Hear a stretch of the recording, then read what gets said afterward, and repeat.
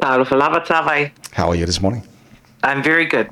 Okay, let's start, Carmel, on public safety. Auckland has seen several violent incidents recently, including fatal stabbings on buses in East Auckland and a homicide in Mount Wellington. As a spokesperson for Auckland, how do you think leaders should respond to this rise in public violence? Well, I think we saw a really good response from our local body leaders. Josephine Bartley came out strong and has been so supportive of her community. This is a bus that she catches regularly. Right. First and foremost, my thoughts go out to the family of the victims here, and also to everyone that catches public transport that may be feeling a little bit unsafe right now and a little bit concerned about what they've seen. The officials have tried to make really clear that these types of violence on public transport are rare. But of course, people are feeling really unsafe right now. And so, I guess all we can say to people is that the Auckland Council, our public transport is by and large still very safe, but for people to be mindful of those around them. I'm glad you mentioned that because I had a few calls from our matua, the elders, they have gold cards, they have free bus travel, transport, but they're very worried at the moment. Any particular message you want to send to them while they're listening to the program, Carmel? Well, I think the stats that were put out by Auckland Council around the actual numbers of violent incidents is really important to take note of. They're still few and far between.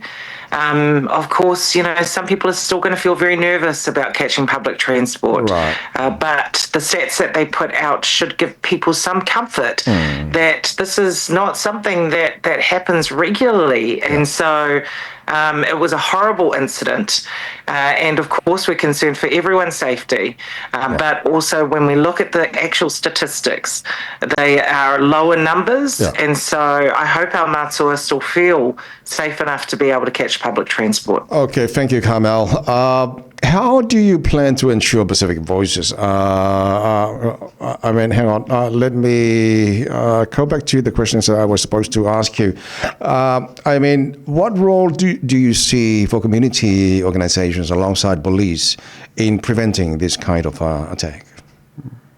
Well, I think there is a role, and I want to acknowledge our Pacific wardens that are out there operating in different parts of Auckland and the role that they play in terms of just providing a sense of security for people, being able to assess and look around to ascertain the safety and whether or not there's anything to be concerned about, de-escalating some situations as well. And so I think it is important that right now we're talking to our community groups, including people like our Pacific wardens, about the role that they can play in providing some assurance.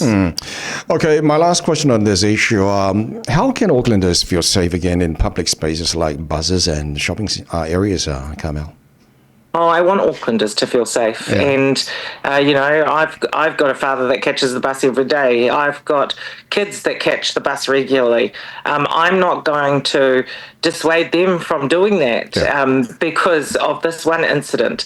This one person who's committed this crime and this violent attack cannot be the reason why our people can't feel safe to be able to get out and about and to use public transport for all of the practical reasons that they need to use it.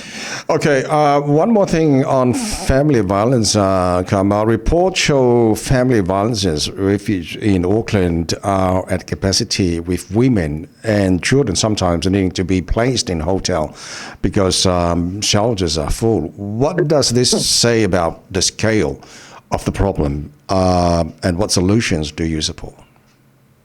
So New Zealand still has a comparatively high rate of family violence, and I think this is something that we tried to get on top of when we were in government by formulating a cross-agency plan to address it, by injecting more funding into the programs, including the preventative programs. And what we've seen under this government is that there's been a complete dismissiveness of that plan, and also a lack of focus and investment in this space. Right. We have to focus on prevention, and we're not seeing that happen under this government. Excellent, Carmel. Thank you for that. Okay, let's look at the Ministry for Pacific People. As spokesperson for Pacific Peoples, what do you see as the most pressing issues facing Pacifica communities in New Zealand right now, Carmel? Well, right now it would be the high rates of unemployment. Our unemployment is double the rate of the rest of the country. It's sitting around 12.1%. Our people are wanting to work, but in the last 2 years, the opportunities to work have gone down. People have lost jobs, and that has an impact on them. That has an impact on their family. That has an impact on their ability to contribute to their community. And so that is the number one issue. I've hit the Ministry for Pacific Peoples up on this because they may not be the Ministry for Social Development. They may not be the ministry in charge of employment, but they certainly have responsibility for advice to government on these types of pressing issues. Right. And we haven't seen anything specific invested in, despite the fact that Pacific people are suffering more under this poor economy and with our high rates of unemployment. Okay, let's have a look at the some of the problems that we're facing in Auckland. Auckland faces unique challenges with housing, transport, and infrastructure. What are your priorities for addressing these issues, Carmel? Well, we've said, in terms of infrastructure, that we're willing to take a bipartisan approach. What we don't want to see when there's another change of government is what we saw when this government came in, where they completely stopped and paused or just basically cancelled building and infrastructure projects, which has led to, obviously fewer houses being built in terms of public housing. It also resulted in thousands of jobs being lost in the construction sector. And so, we want to make sure that there's a seamless transition when we get back into government and infrastructure put on hold that we've seen under this government. For Auckland as well, like the rest of the country, and in some ways more so, it remains jobs, incomes, access to healthcare, and of course access to housing. But the number one issue for Aucklanders and the rest of New Zealand and our Pacific community, our Samoan community, is the cost of living and being able to get on top of that, because people are struggling right now. Okay, my last question now, Carmel, please. What are the biggest barriers to achieving gender equality in New Zealand today? Well, first and foremost, the fact that the government scrapped the pay equity legislation, that's going to take us backwards. And so, as we said publicly, we will reinstate that, because that's about moving forward, making sure that women are paid fairly. And that's currently, not happening in lots of spaces. But in terms of the gender pay gap too, let's keep in mind that Māori and Pacific women are right at the bottom in terms of pay and have the biggest pay gap. And one of the things that's an issue is the lack of transparency.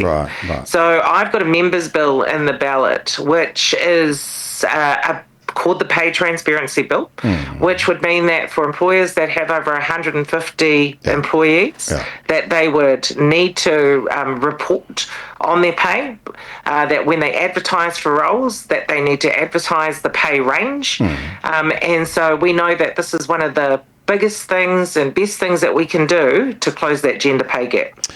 Excellent. Honourable Carmel Sepuloni, thank you so much for your time. Before I let you go, sad to hear that the Deputy Principal of Counselling Girls passed away last week. Yeah, really, really sad. And I want to acknowledge Christina Smith. Yeah. Prior to marriage, Christina Morse, and the contribution that she made to Kelston. Not just Christina, but this is a big Kelston family. Christina was an amazing deputy principal. Her sister-in-law is the head administrator at Kelston Girls. Yeah. One of her brothers works at Kelston Boys. Yeah. Her sister-in-law works there.